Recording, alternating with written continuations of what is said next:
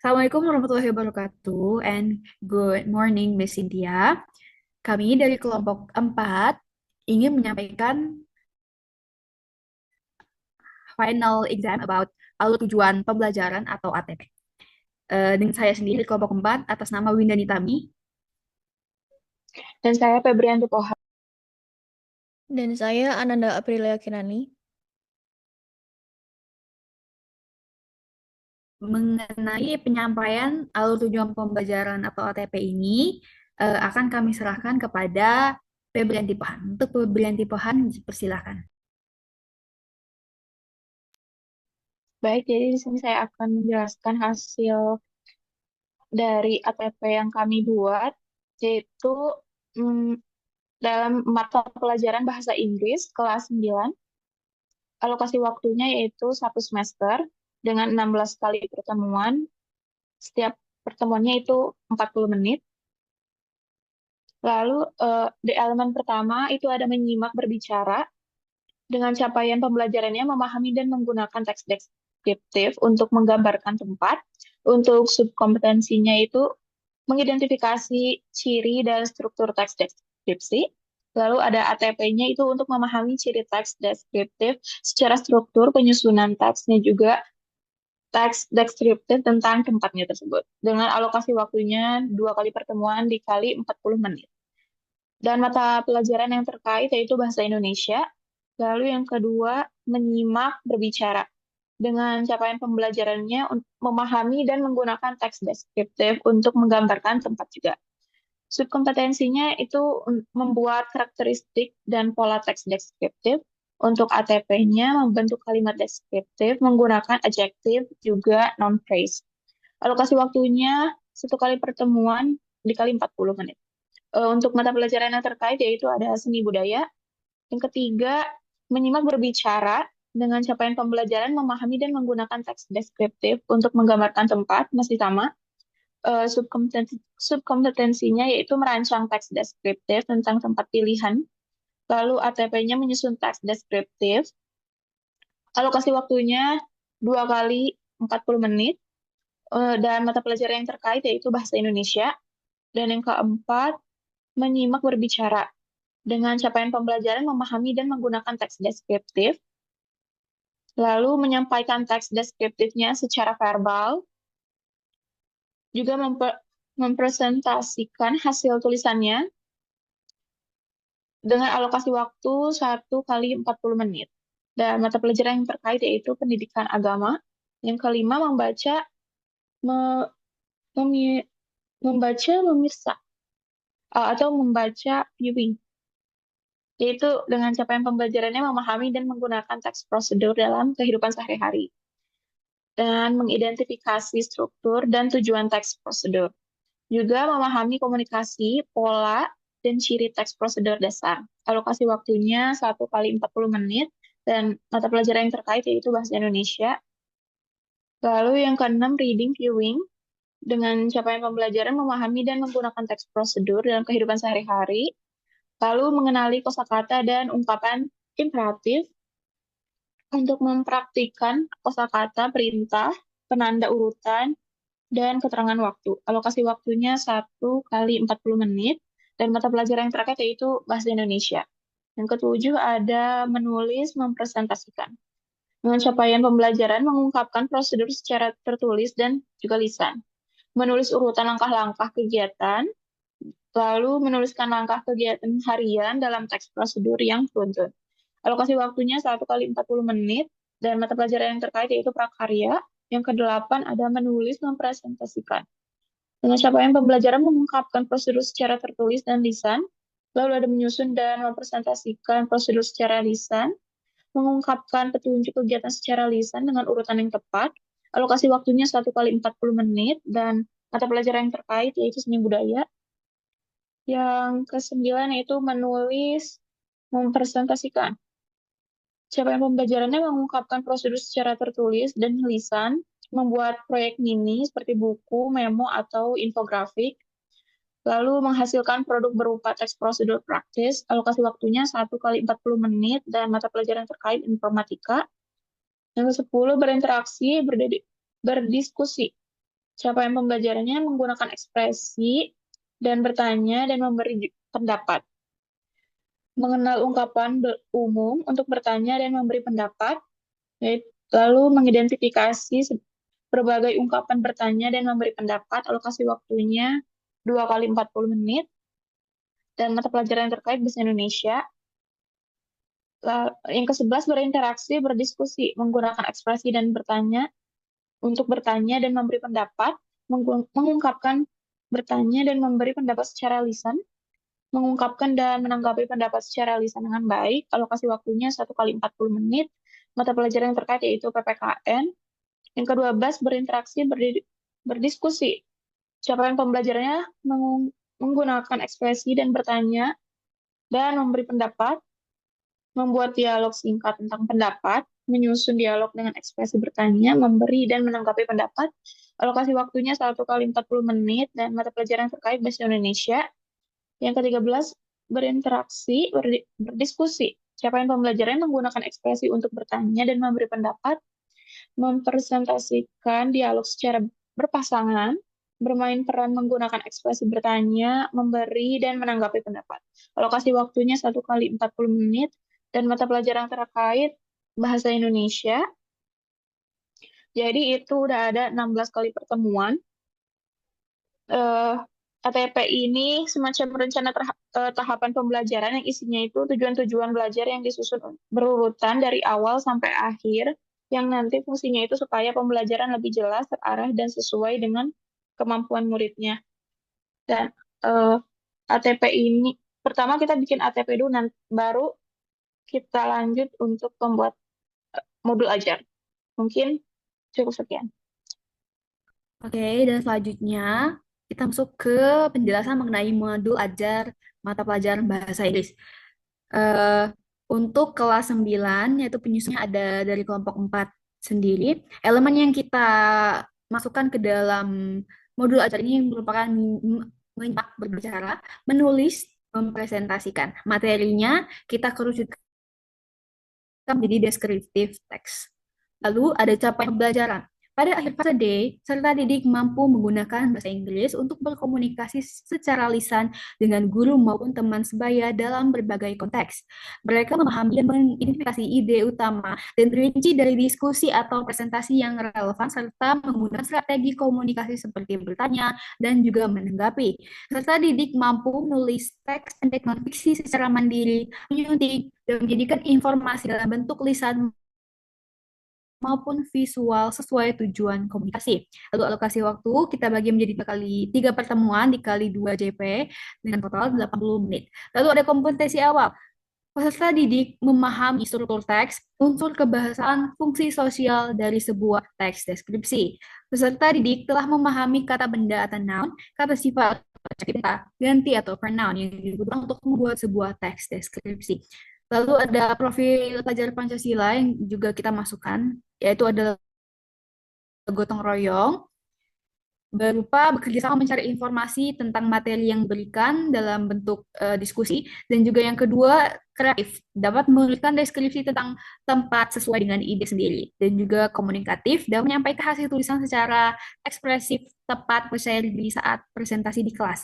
Lalu ada sarana dan prasarana. Media yang digunakan berupa video dan gambar, artinya ada laptop, proyektor, dan speaker, yaitu ada juga bahannya, lembar kerja peserta di atau worksheet, ada juga sumber belajar sebagai acuan yang kita gunakan, yaitu ada buku belajar Inggris SMP, lembar kerja, dan juga video sebagai bentuk sumber belajar yang lebih interaktif.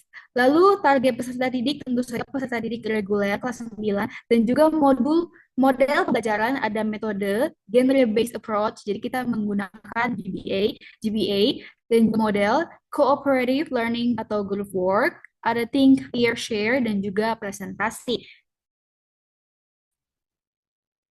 Jadi tujuan pembelajaran yang kita usahakan dalam kegiatan atau di modul ajar ini yaitu pertama, mengidentifikasi struktur dan ciri kebahasaan teks deskriptif tentang tempat. Kedua, menyusun paragraf deskriptif dengan simple present tense dan noun phrase. Dan juga ada menjadikan teks deskriptif secara lisan dengan percaya diri. Lalu ada pemahaman bermakna. Dengan belajar menulis dan mempresentasikan teks deskriptif tentang tempat, siswa dapat memahami serta melatih keterampilan dalam bahasa Inggris dengan menyampaikan informasi secara lisan, komunikatif, serta percaya diri. Lalu ada pertanyaan pemantik, yaitu apa struktur utama dari teks deskriptif?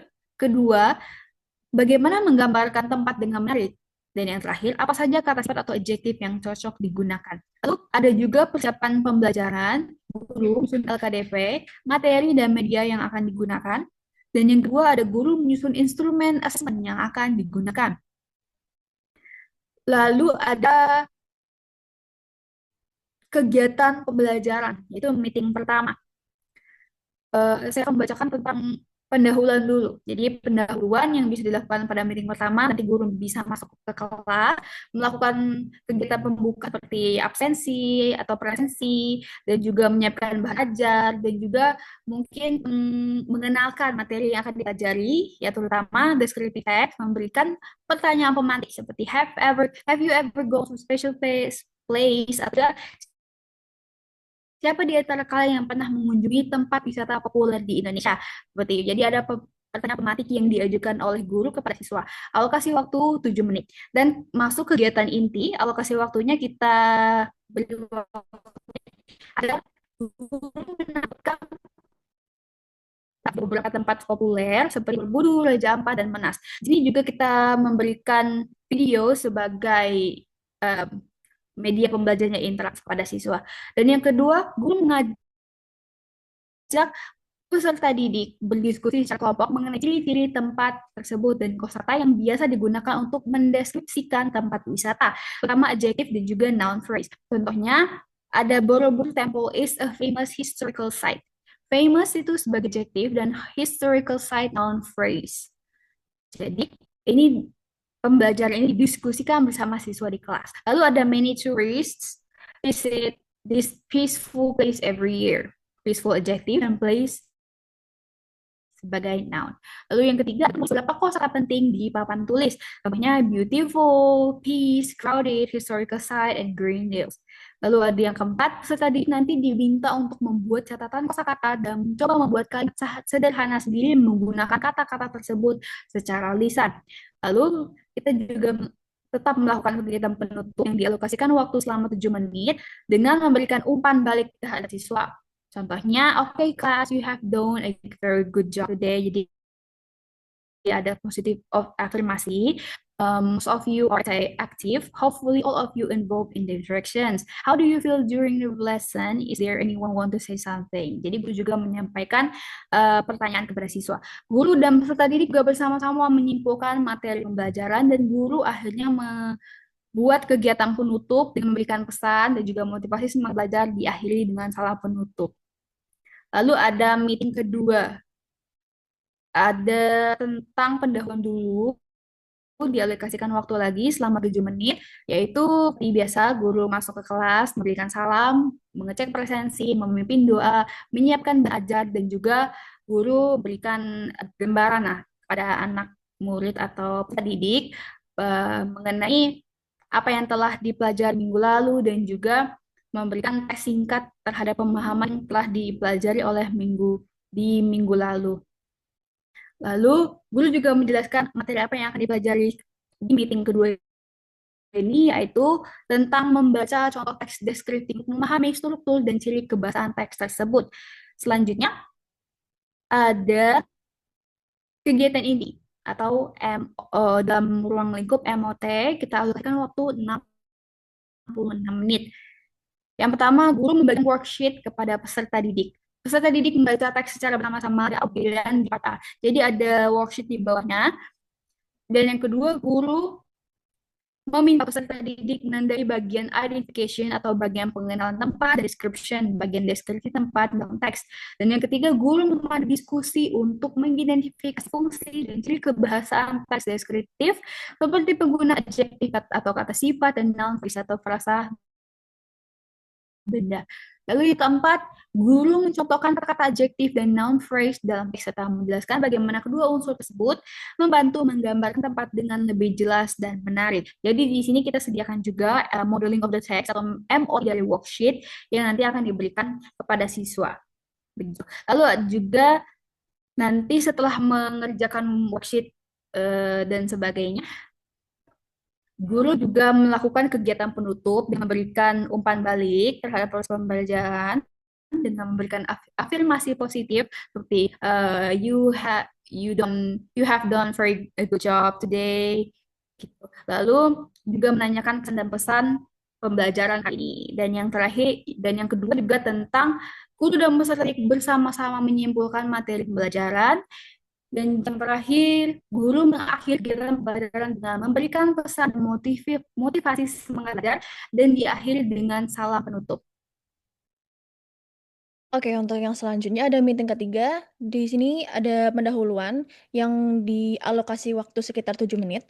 Untuk yang pertama, guru memasuk ke kelas seperti memberi salam dan menyapa peserta didik dan lalu mulai mengecek kehadiran dan kesiapan peserta didik.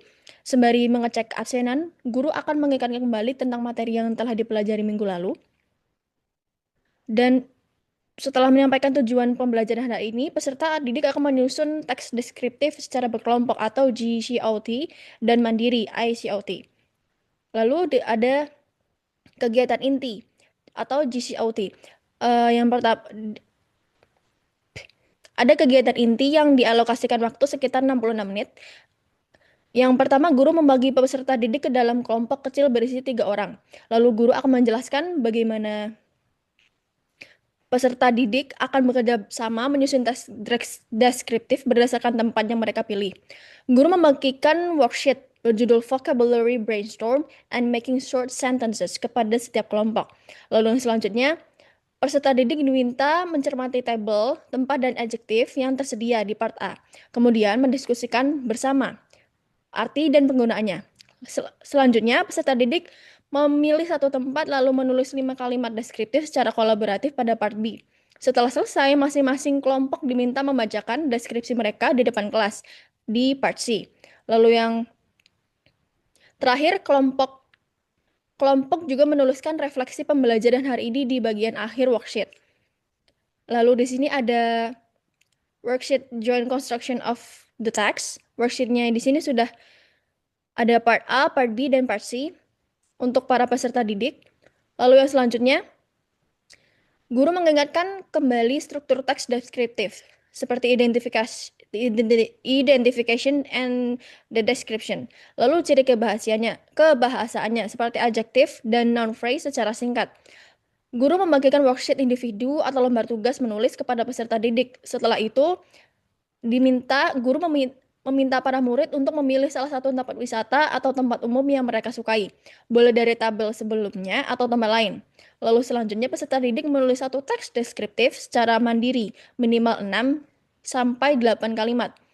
Untuk paragraf pertama diisi dengan identifications, yang kedua paragraf kedua ada description. Setelah selesai, peserta didik dipersilahkan membacakan hasil yang sudah mereka buat di depan kelas.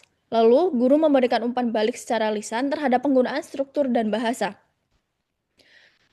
Peserta didik juga diminta menuliskan refleksi pribadi tentang apa yang mereka pelajari hari ini.